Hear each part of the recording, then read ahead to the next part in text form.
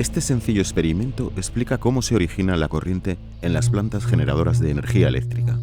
El fenómeno de la generación de una corriente eléctrica en un circuito deriva de efectos magnéticos y se denomina inducción electromagnética. La corriente así creada recibe el nombre de corriente inducida, uno de los pilares fundamentales en los que se basa nuestra civilización. Antes del descubrimiento de Faraday, la única manera de obtener corriente eléctrica era por medio de pilas y baterías, que proporcionaban cantidades relativamente pequeñas de energía. Básicamente, un generador de corriente eléctrico está constituido por un imán fijo, este sería el polo norte y este sería el polo sur del imán, y por una espira, que está hecha de un material que conduce la electricidad y que puede tener forma cuadrada, rectangular, circular. Estas líneas que aparecen aquí son las del campo magnético, que representamos con la letra B. Es un vector y se dirige desde el polo norte hacia el polo sur. Podríamos detectar este campo magnético con una brújula. Si la colocásemos aquí, la aguja se alinearía con las líneas del campo magnético. No solo aparecerían estas líneas, sino que entre los dos polos tendríamos muchas más.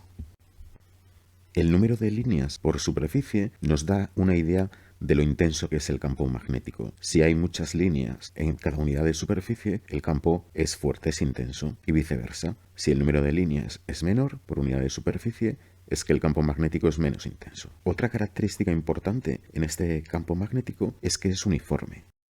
Por ejemplo, el campo magnético que aparece en el interior de un imán en forma de U es un campo magnético uniforme. El campo magnético se dirige desde el polo norte al polo sur.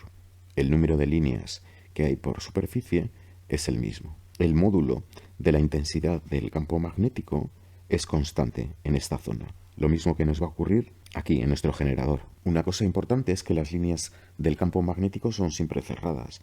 Entonces, en este caso, se cerrarían por dentro del imán. Esto se iría por aquí por dentro, daría la vuelta y se cerraría con este sentido de circulación. Y así sucesivamente para cada una de ellas. No se pueden cortar, pero son siempre cerradas. Definimos ahora una magnitud escalar que se llama flujo magnético, que nos indica el número de líneas del campo magnético que atraviesan la superficie de la espira. Matemáticamente, el flujo se calcula como el producto escalar de dos vectores. Uno es el campo magnético y otro es el vector superficie de la espira. El vector superficie va a ser un vector perpendicular a la espira, al plano de la espira, y cuyo módulo es la superficie de la espira. En este caso, como es un cuadrado, pues el módulo sería el lado elevado al cuadrado. Si la espira fuese circular, pues sería pi r cuadrado, que es el área de un círculo. Y si fuese un rectángulo, pues base por altura. El producto escalar de dos vectores se puede escribir como el módulo de un vector por el módulo del otro por el coseno del ángulo que forman. En esta situación inicial, el vector superficie y el vector campo magnético forman 0 grados, porque son paralelos. Entonces el coseno de 0 grados es igual a 1. Y el flujo magnético sería máximo, que es igual al módulo del campo magnético por la superficie de la espira. A medida que la espira comience a girar, el ángulo que va a formar el campo magnético B con la superficie de la espira, con el vector superficie, va a ir aumentando. Y el coseno de ese ángulo es menor que 1, porque el valor máximo del coseno de un ángulo es 1. Vemos cómo el número de líneas que atraviesan ahora la superficie de la espira es menor. Cuando la espira haya girado 90 grados, entonces, como podemos observar, ninguna línea del campo magnético va a atravesar la superficie de esta, porque estará en una posición horizontal. El ángulo que va a formar la superficie de la espira con el campo magnético es de 90 grados. Si aquí ponemos el coseno de 90, nos sale 0 y por lo tanto el flujo magnético será nulo, como acabamos de observar. ¿Qué es lo que quiero decir con esto? Pues que esta magnitud hace perfectamente su trabajo, es decir, describe el número de líneas del campo magnético que atraviesa la superficie de dicha espira. Y ahora viene la joya de la corona, que es la ley de Faraday, o mejor dicho, de Lenz-Faraday. Lenz es el responsable de este signo menos que veremos después qué implicaciones tiene. Pero esta ley nos dice que si conseguimos que el flujo magnético, es decir, el número de líneas del campo magnético que atraviesan la superficie de la espira, sea variable a lo largo del tiempo, este es el significado físico que tiene una derivada, que es esta que hay aquí. La derivada del flujo con respecto del tiempo no es más que la variación del flujo a lo largo del tiempo. Si el flujo no es constante, sino que varía, entonces aparece una fuerza electromotriz inducida. ¿Qué es esto de una fuerza electromotriz? Aunque no es lo mismo, en este nivel, para entenderlo podemos considerar que es algo similar a la diferencia de potencial, a la diferencia de voltaje que hay entre los polos de una pila. Si nosotros conectamos unos cables y cerramos el circuito, por ejemplo, con una bombilla, debido a esta diferencia de potencial, a esta diferencia de voltaje, aparece una corriente eléctrica que podemos utilizar, por ejemplo, para que una bombilla se ilumine. De modo que si aparece esta fuerza electromotriz en la espira, podemos, si cerramos el circuito, tener una corriente eléctrica inducida que podemos aprovechar pues para múltiples usos y que es la base de la electricidad que tenemos en nuestras casas, en las ciudades, etc. Entonces el objetivo es conseguir que el flujo magnético sea variable. Pero ¿cómo lo podemos lograr si hemos dicho que el módulo del campo magnético es constante? La superficie de la espira también es constante, variando el ángulo. Si alfa varía a lo largo del tiempo, es decir, el ángulo que forma el campo magnético con el vector superficie de la espira, entonces el flujo magnético no será constante, variará también a medida que lo haga alfa. Y entonces podremos generar una corriente eléctrica. ¿Cómo podemos conseguir entonces que alfa sea variable? Pues haciendo que gire la espira.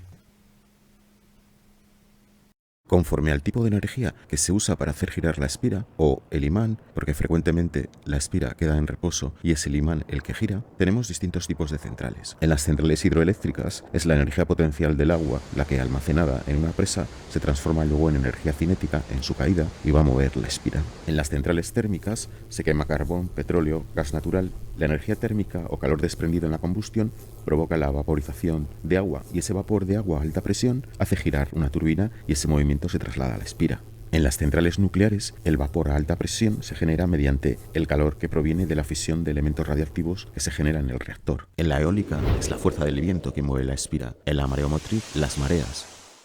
Entonces queremos que la espira gire, pero no de cualquier manera, sino que describa un movimiento circular y uniforme, de forma que el tiempo que tarde en dar una vuelta, que es el periodo, sea constante.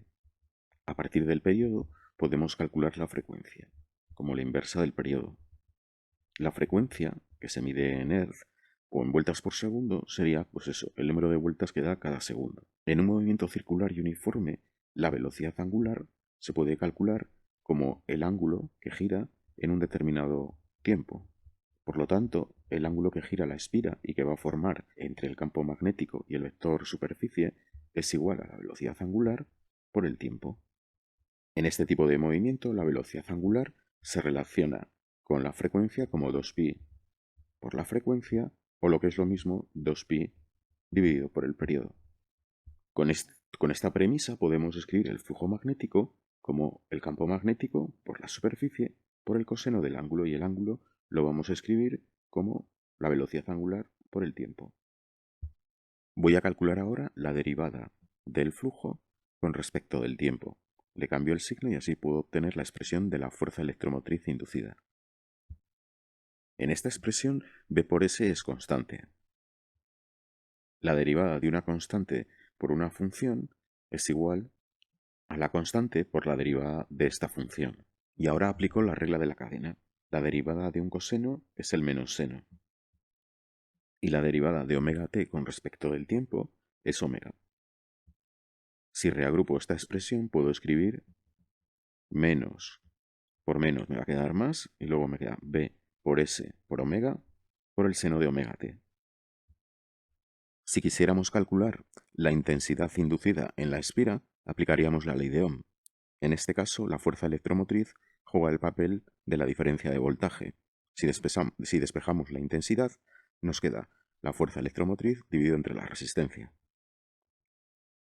La resistencia R es la oposición que presenta la espira, que es un metal, al paso de la corriente, y se mide en el sistema internacional, la resistencia se mide en ohmios. Vamos a representar estas funciones. Esta es la gráfica del flujo, que es un coseno, y estas dos son las de la fuerza electromotriz inducida y la intensidad inducida respectivamente, y las dos son senos, por eso tienen la misma forma. Van a alcanzar los máximos y los mínimos en el mismo instante de tiempo.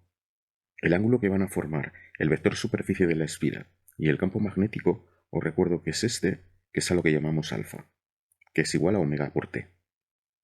Para t igual a 0, esta es la posición inicial de la esfera y por lo tanto el vector superficie es paralelo al campo magnético. En el eje X en todas las gráficas representamos el tiempo. Entonces, para t igual a 0, el ángulo hemos dicho que el que forma S con B es 0. O de igual modo podríamos poner para t igual a 0 el argumento del coseno y de estos senos serían 0 porque omega por 0 es 0. Entonces, el coseno de 0 toma el valor máximo, que es 1. El coseno de 0 es 1. Por B y por S, pues B por S. Y este es el flujo máximo en este punto. Sin embargo, el seno de 0 vale 0 y por lo tanto la fuerza electromotriz y la corriente, la intensidad, valen 0. En este instante, la esfera ha girado un cuarto de vuelta y ahora el vector superficie forma 90 grados con el vector campo magnético. ¿Cuánto tiempo ha tardado en dar este cuarto de vuelta? Pues si el periodo es t, que es el tiempo que tarda en dar una vuelta, un cuarto de vuelta tarda t partido por 4. Si alfa es igual a 90 grados, es decir, omega t es igual a 90 grados, entonces el coseno va a valer 0, 0 por esto, 0, y por eso el flujo magnético en este instante vale 0. Sin embargo, el seno para 90 grados vale 1. Por lo que la fuerza electromotriz y la corriente van a tomar los valores máximos. Este seno vale 1, este también, y entonces B por S y por omega sería el valor máximo de la fuerza electromotriz que va a tomar en este instante, y este sería el valor máximo de la corriente, que es igual a B por S por omega dividido por la resistencia. La esfera ha girado otro cuarto de vuelta, es decir, otros 90 grados, por lo tanto ahora S y B forman 180 grados. ¿Cuánto tiempo ha transcurrido? Pues se ha dado 2 cuartos de vuelta y cada cuarto de vuelta tarda t cuartos, pues entonces el tiempo transcurrido es t cuartos por 2, es decir, t medios. El seno de 180 grados vale 0, así que la fuerza electromotriz y la corriente inducida valen 0. El flujo, como el coseno de 180 es menos 1, tomará el valor mínimo. Esto es menos 1 por B y por S, pues menos B por S. La esfera ha girado otro cuarto de vuelta, o lo que es lo mismo 90 grados, y entonces ahora forma 270 grados, con el vector campo magnético. Si en cada cuarto de vuelta gira 90 grados y ha girado 3 cuartos de vuelta, pues esos 270 grados que comentaba. ¿Cuánto tiempo ha transcurrido? Pues si cada cuarto de vuelta tarda t cuartos en girarlo y ha dado 3 cuartos de vuelta, pues por 3, el tiempo que ha transcurrido, el instante actual, es 3t dividido por 4, siendo t el periodo. El coseno de 270 grados es 0, por eso el flujo en este instante se anula. El seno de 270 grados vale menos 1, y por eso tanto la fuerza electromotriz como la corriente como la intensidad toman el valor mínimo, porque esto vale menos 1 por esto, pues ese es el valor mínimo. La esfera gira otro cuarto de vuelta, y ahora el vector superficie vuelve a estar en la posición inicial de la que partíamos, y es paralelo al vector campo magnético. El ángulo que ha girado pues son 4 cuartas vueltas, cada una de ellas de 90 grados, pues por 4, 360 grados. Por eso vuelve a la misma posición inicial. ¿Qué tiempo habrá transcurrido? Pues si cada 90 grados tarda t cuartos y ha girado 4 por 90, pues 4 por t cuartos ha transcurrido el periodo. Es decir, en este instante se encuentra en esa posición y t es igual, el tiempo es igual al periodo. Lo voy a poner aquí porque ahí abajo ya no me queda hueco. En este instante ha transcurrido el periodo.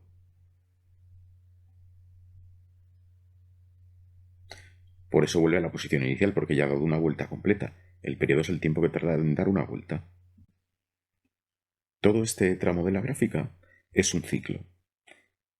Y a partir de aquí se repite periódicamente. Y el periodo, pues es este que tenemos aquí. Para alfa igual a 360 grados, el coseno vuelve a ser máximo. Por eso vuelve a la misma posición que tenía para t igual a 0. Y el seno de 360 vale 0.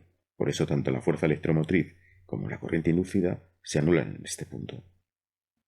Una cosa importante a destacar, fijaos cómo en todo este tiempo que transcurre, es decir, en media vuelta, cuando transcurre t medio siendo del periodo, el flujo disminuye.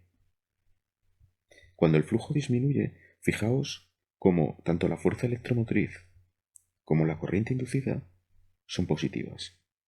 Sin embargo, en la segunda semivuelta, desde aquí y hasta que transcurre una vuelta completa, el flujo aumenta. Y cuando el flujo aumenta, la fuerza electromotriz y la corriente inducida son negativas. Esto se interpreta físicamente a través de la ley de Lenz-Faraday y lo importante es este signo menos en este caso. Esta expresión se interpreta como que la fuerza electromotriz inducida se va a oponer a la variación del flujo magnético. Es decir, que si el flujo magnético disminuye a lo largo del tiempo, la fuerza electromotriz que se va a inducir se opone a esa disminución y por eso toma este signo que es contrario a la disminución y viceversa. Si el flujo magnético aumenta, esta expresión sería positiva y la fuerza electromotriz inducida se opone a ese aumento del flujo. Por eso va a cambiar el signo de la fuerza electromotriz. Para la corriente inducida ocurre lo mismo, porque la corriente inducida no es más que la fuerza electromotriz dividida por un número, que es la resistencia. Que la fuerza electromotriz sea positiva o negativa, lo que quiere decir es que va a cambiar la polaridad. Durante una semivuelta, esta puede ser la polaridad en los extremos de la espira, y durante la segunda semivuelta cambia la polaridad, y lo que antes era menos, perdón, más ahora pasa a ser menos, y viceversa. Y algo parecido va a ocurrir con la corriente. Durante una semivuelta va a circular con un determinado sentido, y durante la segunda semivuelta circulará con el sentido contrario. Este cambio de polaridad en la espira, la fuerza electromotriz inducida, es típica de la corriente alterna. Esto es lo que ocurre en los enchufes que tenemos, por ejemplo, en nuestras casas. Voy a terminar el vídeo haciendo un problema de aplicación de todo lo anterior, para ponerle números. Tenemos una bobina formada por 40 espiras, es decir, en vez de tener solo una, como hemos visto en la explicación, vamos a tener 40, un arrollamiento de 40 espiras. Esta bobina va a girar alrededor de un diámetro, como hemos visto a lo largo del vídeo, con una frecuencia de 20 hercios, o 20 Hz, dentro de un campo magnético uniforme de 0,1 Tesla. Si en el instante inicial el plano de la espira es perpendicular al campo, como ocurre en el vídeo, esto representa la espira, esta vista de perfil, por decirlo así, sería representada en perspectiva de este modo. La espira, quiero decir, una de las espiras de la bobina. Entonces, nos dicen que calculemos la fuerza electromotriz inducida, el flujo magnético en cualquier instante, la intensidad de la corriente, si la resistencia es de 10 ohmios, y que representemos gráficamente el flujo magnético y la fuerza electromotriz inducida. Al ser el campo magnético uniforme, se puede escribir el flujo magnético a través de una espira como el producto escalar de B por S, siendo S el vector superficie de la espira que es perpendicular al plano de la espira. En nuestro dibujo sería así. Este es el vector S. Como en vez de una espira tenemos n, el flujo total será igual al número de espiras n por este producto escalar, que a su vez se puede escribir como n por el módulo de B, por el módulo del vector superficie y por el coseno del ángulo que forman B y S, que llamamos alfa. Como la espira gira con un movimiento circular y uniforme, este ángulo alfa lo podemos escribir como la velocidad angular por el tiempo. Sustituyendo nos queda entonces n por B por S por el coseno de omega t, siendo omega la velocidad angular que podemos calcular conociendo la frecuencia 2π por la frecuencia. El periodo es el inverso de la frecuencia. El periodo es el tiempo que tarda en dar una vuelta a la espira. Para calcular la fuerza electromotriz inducida, aplicamos la ley de Faraday. Entonces tenemos que derivar el flujo con respecto del tiempo y cambiarle el signo. Escribimos n por b por s, que es constante, y ahora derivamos el coseno. La derivada del coseno es un menos seno.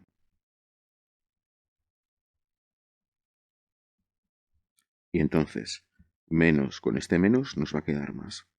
Y ahora, aplicando la regla de la cadena, tenemos que derivar el argumento del coseno con respecto del tiempo. Así que obtenemos omega.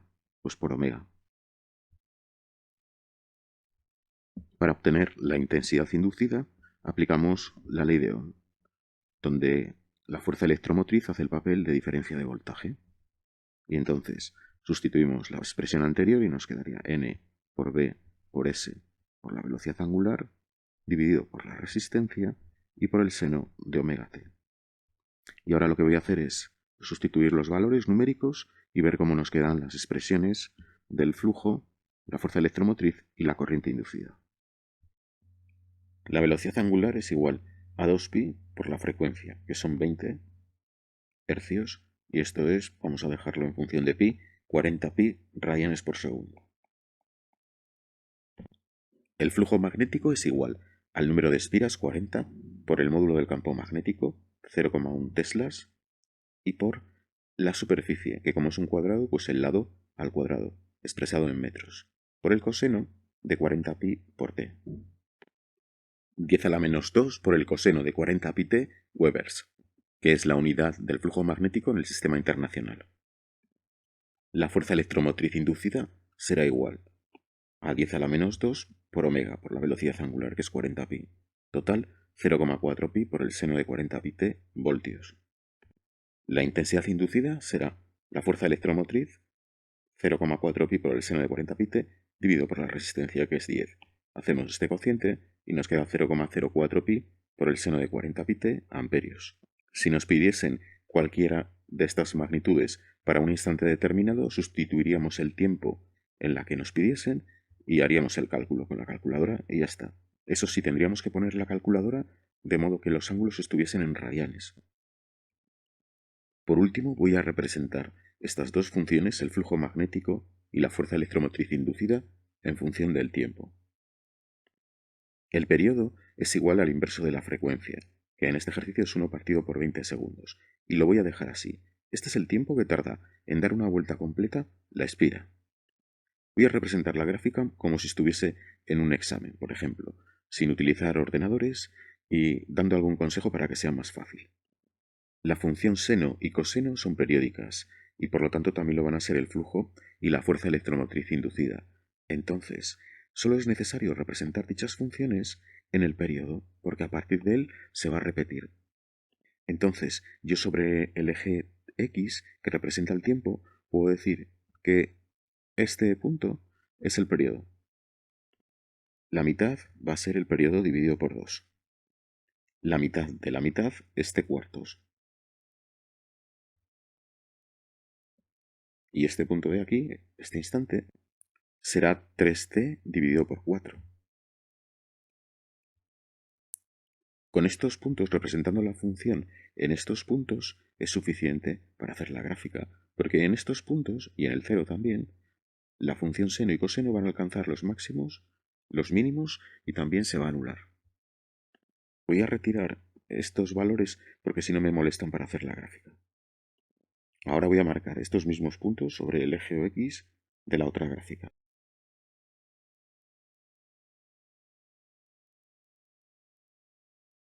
Para t igual a 0 tenemos que el vector superficie y campo magnético forman 0 grados, así que el flujo, si t es igual a 0, será máximo e igual a 10 a la menos 2. Sin embargo, el seno de 0 grados va a ser 0 y la fuerza electromotriz es nula para t igual a 0. Para cuando transcurra t cuartos, la espira ha girado 90 grados, un cuarto de vuelta. El vector campo magnético y el vector superficie ahora forman 90 grados. El coseno de 90 es 0, así que el flujo magnético para este instante, t cuartos, se anula. Sin embargo, la fuerza electromotriz, ya que sería el seno de 90, es máxima, 0,4pi. Así que la fuerza electromotriz tiene que pasar por este punto. Cuando la espira haya girado otro cuarto de vuelta, es decir, 90 grados, y haya transcurrido un tiempo t cuartos, estará orientada de este modo. y el vector superficie formará 180 grados con el campo magnético. El coseno de 180 vale -1, así que el flujo tomará el valor mínimo, -10 a la -2. Aquí la espira ha girado media vuelta completa, y el tiempo que ha transcurrido es el periodo dividido por 2. El seno de 180 vale 0, así que la fuerza electromotriz se anula para t igual a t medios. La espira gira otro cuarto de vuelta, ya van 3, 90 grados por cada cuarto de vuelta, así que 270 grados en total. El tiempo que ha transcurrido es 3 veces t cuartos, porque t cuartos es el tiempo que tarda en girar un cuarto de vuelta, y ya van 3 cuartos de vuelta. En este punto, este ángulo es de 270 entonces. El coseno de 270 grados es 0, de modo que el flujo magnético se anula en este instante. El seno de 270 vale -1, así que la fuerza electromotriz toma el valor mínimo, -0,4 pi. Por último, la espira gira el último cuarto de vuelta, el cuarto, antes de volver a la posición inicial. En este momento la espira ya ha girado una vuelta completa, 360 grados, y el tiempo que ha transcurrido es el periodo. El coseno de 360 vale 1, así que el flujo vuelve a ser máximo. Sin embargo, el seno de 360 grados vale 0 y la fuerza electromotriz se anula en este instante.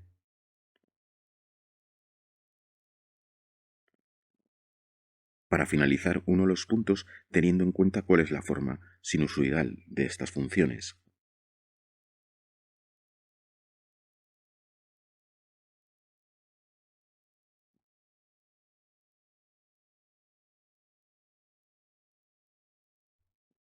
Así que el truquillo es dividir, coges el periodo, una distancia, y eso le llamas periodo, independientemente del valor que tenga.